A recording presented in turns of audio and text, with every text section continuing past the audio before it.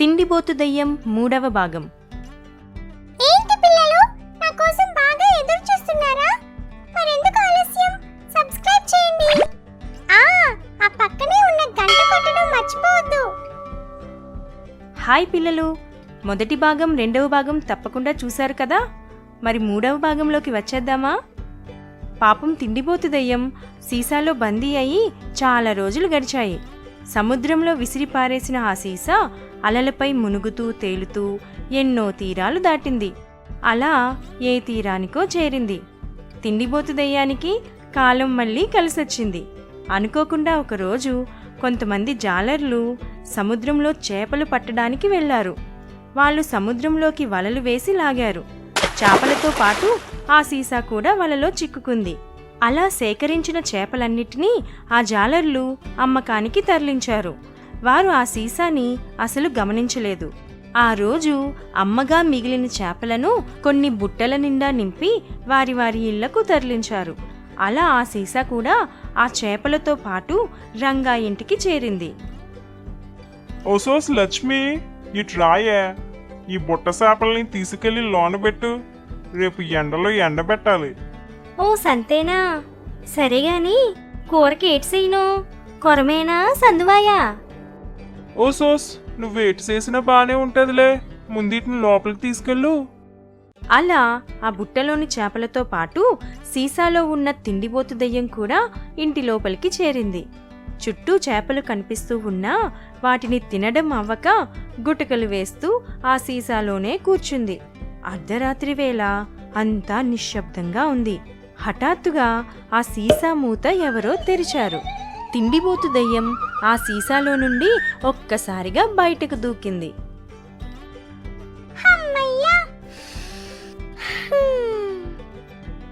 అబ్బా, ఎంత హాయిగా ఉంది. ఆ పకీరుకి అసలేం బుద్ధి లేదు. అంత చిన్న సీసాలో బంధించే బదులు పెద్ద కుండలో బంధించొచ్చు కదా. ఆ ఇరుకులో గాలి లేక తిండి లేక చచ్చిపోయాను. అవును, మర్చిపోయాను, ఈ సీసాలో నుండి ఎలా బయటికి వచ్చాను?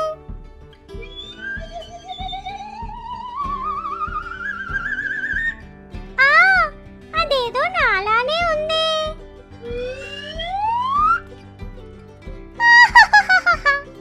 ఎవరు నువ్వు? అచ్చం నాలానే ఉన్నావు. నేను నీలా ఉండటం కాదు, నువ్వే నాలా ఉన్నావు. అందరూ నువ్వు పుట్టగానే మీ అమ్మలానే ఉన్నావన్నారు. ఇప్పుడు నిన్ను చూస్తుంటే అదే నిజమనిపిస్తుంది. అయితే నువ్వు నాకు అమ్మవా? ఇన్నాళ్ళు ఎందుకు అమ్మా నన్ను వదిలేసావు? ఎందుకంటే నీకు తిండి పెట్టలేకే. మీ నాన్న నేను పస్తులుండి నీకు తిండి పెట్టేవాళ్ళం. నువ్వెంత తిండిపోతువయ్యావంటే నీ తమ్ముడికి కూడా ఏం మిగల్చకుండా మొత్తం నువ్వే తినేదానివి.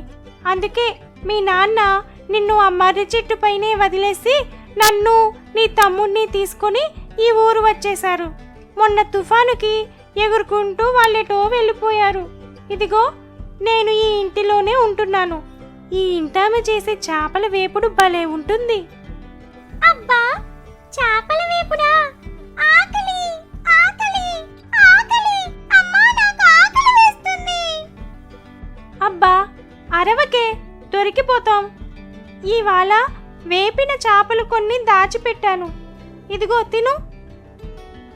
అలా తిండిబోతు దయ్యం వాళ్ళమ్మ కొన్ని వేపిన చేపలను అటకపై నుండి తెచ్చి ఇచ్చింది. ఎన్నాళ్లకో తిండి దొరికేసరికే ఆ తిండిబోతు దయ్యం అమాంతం వాటిని మింగేసింది.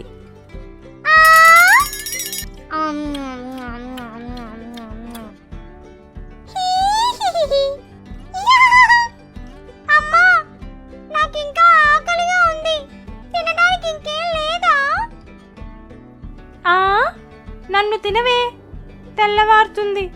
అందరూ మేల్కోకముందే వచ్చి అటకపైకెక్కి కూర్చో. అలా ఆ 2 దయ్యాలు అటకపైకి ఎక్కి కూర్చొని చూస్తూ ఉన్నాయి. ఏమే, కాస్త గంజన్నం పెట్టు. అట్టాగే నిన్న వేపిన చేపలు కొన్ని నంచుకు తీసుకురాయే. ఏటయ్యా, ఏపిన చేపలా? మొత్తం నిన్నే నవిలి పారేసి మళ్ళీ శాపలంటవేటి? ఇదిగో ఈ గంజినీళ్ళు తాగిపోయి పని చూసుకో. వండిన దానికి రెండైనా మిగల్చలేదు గాని మళ్ళీ శాపలట శాపలు. ఏంటమ్మా, నిన్న నాకు ఇచ్చిన చేపలవేనా?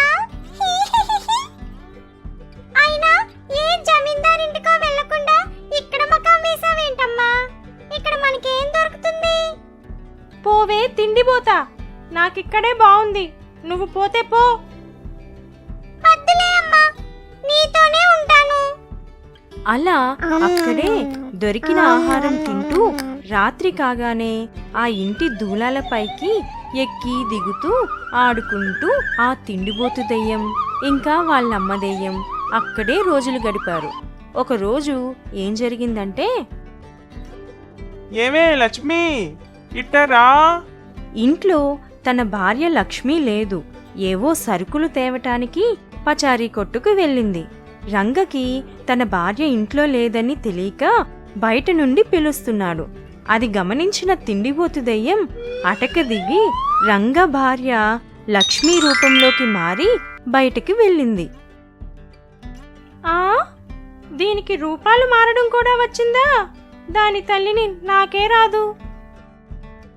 లక్ష్మి, ఓ లక్ష్మి, వస్తున్నావా? బేగి రాయే. వస్తున్నానయ్యా. ఏటి విషయం? ఇదిగో ఇవాళ పెద్ద శాపే పడింది. దీన్ని పట్టుకెళ్ళి కారం ఎక్కువేసి పులిసెట్టు, కొన్ని ముక్కలు వేపుడు కూడా చెయ్యే. ఇవాళ మీ అత్తమామ భోజనం ఏడేసేస్తారు. నాకు చిన్న పని పడింది, ఇప్పుడే వస్తాను. కంగారేమీ లేదులే, పని చూసుకొనే రండి. మీ అమ్మా నాయనలకు కూడా కొంచెం ఆగి రమ్మనండి. దీన్ని బాగు చేసి వండేసరికే చాలా సేపు అవుతుంది. సర్లే, కూర సెడగొట్టు మాకు. ఇది బాగా ఖరీదైన చేప, ఎప్పుడో గాని దొరకదు. బాగా రుచిగా చెయ్యే. అట్టాగే అయ్యా, ముందు పోయిరా. ఆ తిండిబోతు దెయ్యం రంగ భార్య లక్ష్మీ వేషం వేసి ఆ చాపను ఇంటి లోపలికి తీసుకువెళ్ళింది. మళ్ళీ దెయ్యం రూపంలోకి మారింది. ఏ తిండిబోతా, నువ్వు ఏ రూపంలోకైనా మారగలవా? అవునమ్మా, ఒక సాధువు నాకు ఈ వరం ఇచ్చాడు. నా తల్లే, ఇప్పుడు ఏం చేద్దామని ఆ చాపని తీసుకొచ్చావు? ఏం చేస్తానో చూడు. తిండిబోతు దెయ్యం మరలా లక్ష్మీ రూపంలోకి మారి చకచకా చాపను ముక్కలు చేసి వంట చేసింది. చాపల వేపుడు, చాపల పులుసు, అన్నం అన్నీ క్షణాల్లో చేసింది. ఇంతలో రంగ ఇంటికి వస్తుంటే తన భార్య కూడా ఎదురుపడింది. ఏటి నువ్వు ఇంట్లో లేవా? అప్పుడే కూర చేసి పెట్టావా? బయట తిరుగుతున్నావు? ఏ కూరయ్యా? నేను పచారు కొట్టు నుండి ఇప్పుడే వస్తున్నాను. ఏమే మతిగాని పోయిందా? ఇందాక ఇంటి దగ్గర పెద్ద శాప చేతిలో పెట్టి వెళ్ళాను కదే. ఏటి శాపా? నాకెప్పుడు ఇచ్చావయ్యా? ముందు ఇంటికి నాడు, నీ సంగతేటో చూస్తాను. రంగా ఇంకా లక్ష్మి వేగంగా ఇంటికి బయలుదేరి వచ్చారు. తిండిబోతు దయ్యం అన్నీ వండి తినడానికని కూర్చోగానే భార్యాభర్తలిద్దరూ లోపలికి రావడం గమనించి అటకపైకి ఎక్కి దాక్కుంది. ఇంతలో రంగా ఇంకా లక్ష్మి ఇంటి లోపలికి వచ్చి చూసేసరికే భోజనానికి అన్నీ సిద్ధంగా ఉన్నాయి. ఏటే లక్ష్మి, అన్నీ వండి పెట్టి నాతోనే పరచకలాడుతున్నావా? ఏమోనయ్యా, నాకంతా అయోమయంగా ఉంది. ఇదంతా నేనే చేశానా? ఓసోస్, ఊరుకోయే సాలు గాని. నేను వెళ్ళి మీ అత్త మామల్ని పిలుచుకొస్తాను. సరే. పాపం లక్ష్మికి ఏం అర్థం కాక అక్కడే వండిన వంటల వైపు చూస్తూ కూర్చుంది. మొత్తం వండి తినేలోపే వచ్చేశారు. ఇప్పుడెలా? ఇంకేముంది, వాళ్ళు తిన్నాక మిగిలినవి మనం తిందాం. నేను ఒప్పుకోను. ఇంతలో రంగా వాళ్ళమ్మా నాన్నలను తీసుకుని ఇంటికి వచ్చాడు. అందరూ భోజనానికి వరుసగా కూర్చున్నారు. తిండిబోతు దెయ్యానికి నోట్లో నీరూరిపోతుంది. అందరూ పళ్ళాల్లో అన్నం, చాపల పులుసు, వేపుడు అన్నీ వడ్డించి పెట్టుకున్నారు. వాటిని చూసిన తిండిబోతు దయ్యం ఇంకా ఆగలేక అటకపై నుండే పళ్ళెంలో ముక్కలు అందుకుంది.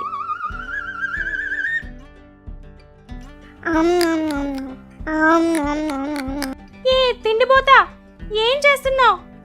ఇలా చేస్తే మనం దొరికిపోతాం. ఆపవే తల్లి.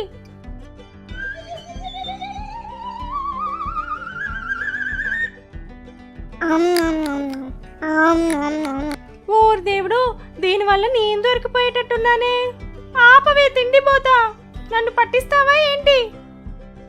ఉండమ్మా, ఈ ముక్కలు ఎంత రుచిగా ఉన్నాయో. ఉండు, నీకు ఒకటి ఇస్తాను.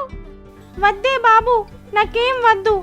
నువ్వు చేసే పని వాళ్ళు చూస్తే మనం దొరికిపోతాం. ఏటే లక్ష్మే, మా నాయనకి ముక్కలే వేయలేదటే.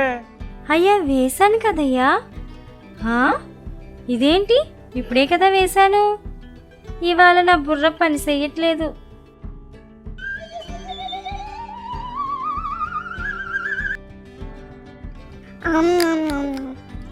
ఏమే, వెయ్యమంటే నా పళ్ళెంలో ముక్కలు వేసావేంటే? నీకు ఇవాళ ఏమైంది?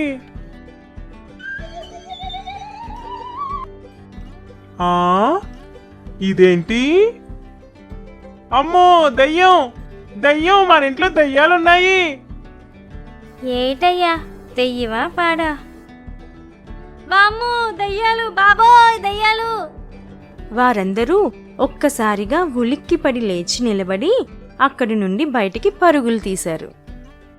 ఒసే తిండిపోతా, వాళ్ళు మనల్ని చూసేశారే. ఇన్నాళ్ళు ఈ ఇంట్లో ఉన్నా ఒక్కరికి నా పైన అనుమానం రాలేదు. నువ్వు వచ్చావు కదా, ఇంకా నన్ను ఎక్కడా బ్రతకనివ్వవేమో. అయ్యో, ఇప్పుడెలా? నన్ను నీలానే సీసాలో బంధిస్తారేమో. అబ్బా ఉండమ్మా, నీ గోల. అందరూ వెళ్ళిపోయారుగా, పద వెళ్ళి మనం తిందాం. తిండిపోతా, ఎప్పుడు నీకు తిండి గోలనే. నువ్వే తిను. వాళ్ళు మనల్ని బంధించక ముందే నేను ఇక్కడి నుండి పారిపోతాను. సరే, నేను తిన్నాక వస్తాను, నువ్వు వెళ్ళు. నిన్ను మర్రి చెట్టు దగ్గర కలుస్తాలే అంటూ తిండిపోతు దయ్యం వండినవన్నీ తింటూ కూర్చుంది. రంగా ఇంకా అతని భార్య కిటికీలో నుండి దాక్కుని చూస్తున్నారు. రంగా ఆ ఊర్లో భూతాలు పట్టేవాడిని తీసుకురావడానికి వెళ్ళాడు. కాని వాళ్ళు రాకముందే తిండిపోతు దయ్యం పూర్తిగా తిని అక్కడి నుండి ఎగిరి వెళ్ళిపోయింది. అమ్మయ్యా, చాలా రోజుల తర్వాత కడుపు నిండా తిన్నాను. ఇంకిప్పుడు ఎవరింటికి వెళ్ళాలో? హాయ్ ఫ్రెండ్స్, తిండిబోతు దయ్యం చేసిన అల్లరి మీకు నచ్చిందా? మరి ఆ తర్వాత ఎక్కడికి వెళ్ళిందో ఇంకొక ఎపిసోడ్లో చూద్దాం. తిండిబోతు దయ్యం పిల్లలకే కాదు, పెద్దవారికి కూడా బాగా నచ్చినందుకు మాకు చాలా సంతోషంగా ఉంది. ఇలాంటి కథలు ఇంకా చూడాలనుకుంటే మా ఛానల్ని తప్పకుండా సబ్స్క్రైబ్ చేయండి. ఇంకొక విషయం, ఈ వీడియోని మీ ఫ్రెండ్స్కి తప్పకుండా షేర్ చేయండి. మీ అభిప్రాయాలు కమెంట్స్లో తెలియజేయండి.